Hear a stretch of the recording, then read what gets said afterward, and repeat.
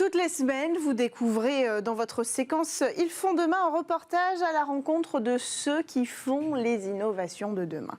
Aujourd'hui, je vous propose de redécouvrir une entreprise française, MaaT Pharma, qui innove dans le secteur des microbiotes. L'objectif, accompagner les patients qui souffrent de pathologies graves en agissant directement dans leurs intestins après le passage de traitements médicaux. Alors, vous allez découvrir aujourd'hui le fondateur de la société derrière la caméra de Cossé Labouèche.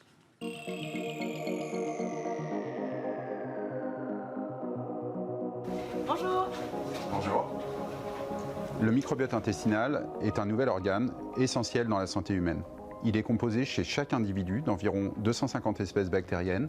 Il contient près de 800 000 gènes, c'est-à-dire 10 fois plus que le génome humain, et pèse au total 1 kg. C'est un élément essentiel qui est en interaction permanente avec le reste de l'individu, c'est-à-dire la partie humaine, la partie haute. Cette interaction permet de stimuler le système immunitaire, de protéger contre les infections, et nous voyons aujourd'hui une altération de ce microbiote intestinal qui impacte environ 25% de la population mondiale. Bonjour, tu vas bien? D'accord. Pour illustrer ce qu'on fait chez MaaT Pharma, ici je vous montre le microbiote intestinal d'un patient qui vient d'être diagnostiqué d'une leucémie aiguë. Comme vous pouvez le voir, il a une très forte diversité et une très grande richesse, c'est-à-dire que chaque espèce bactérienne est représentée avec une certaine abondance. Le patient va recevoir des chimiothérapies, des antibiotiques, et vous pouvez voir qu'à l'issue de ces traitements qui sont très agressifs pour le microbiote intestinal, vous avez une simplification totale du microbiote. Donc le microbiote va être dominé par une ou deux ou trois espèces bactériennes, et ce qui n'est pas bon du tout pour le patient, parce qu'il va perdre ses fonctions de résistance au stress, et notamment il peut développer des infections, il peut développer des complications extrêmement graves.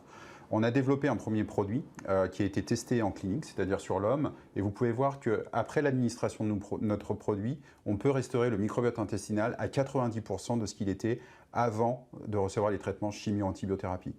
Pour recoloniser un microbiote, il y a plusieurs modalités. Certains vont poursuivre des approches avec une ou deux souches pour apporter des corrections ponctuelles, je dirais, à la rupture de la symbiose.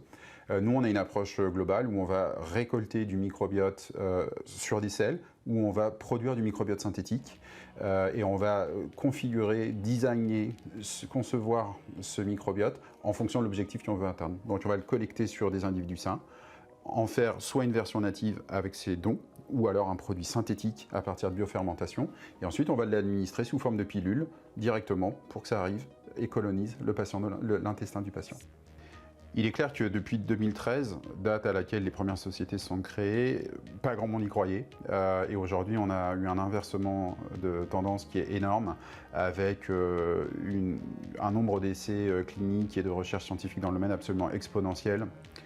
Notre vision des choses, c'est qu'en fait, on est en train de réécrire la médecine, réinventer la médecine en mettant le microbe au milieu de la prise en charge du patient. Et notre objectif, c'est vraiment de recréer ces liens entre le monde microbien et le monde humain, la symbiose, et d'avoir une approche à la fois holistique et personnalisée du patient, et non pas simplement le traitement des symptômes de la maladie humaine, de la partie humaine, mais également le traitement systémique pour les patients.